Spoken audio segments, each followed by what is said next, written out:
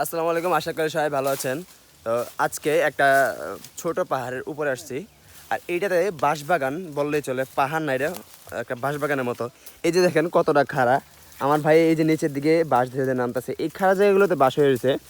আর এই যে দেখেন একটা গাছ, গাছের নিচে মানে শিকড়ের নিচে কোনো মাটি নেই, গাছটার গোড়ায় উপরে পাতা নাই, গাছটা অলরেডি মরে গেছে।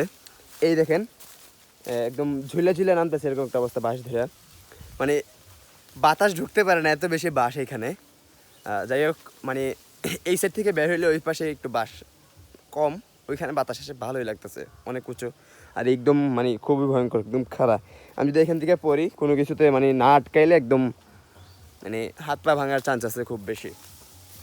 সো এটা হচ্ছে কুমিল্লা কোটবাড়ির একটা পাহাড়। দেখতেই পারতেছেন কত বাজে অবস্থা। মানে এখানে মানুষ আসে না বললেই চলে, মানুষ জানেই না, চিনেই না। তো আমি যেহেতু কোটবাড়িতে অনেক আসি, চিনি, এই জন্য হচ্ছে দেখাইতে পারতেছি। আর আমি জানি এই জন্য আসতে পারছি। যারা জানে না, যারা চিনে না, ওরা শুধুমাত্র কোটবাড়ির রিসোর্টগুলোতে ঘুরে ঘুরে হচ্ছে চলে যায়, এই আর কি।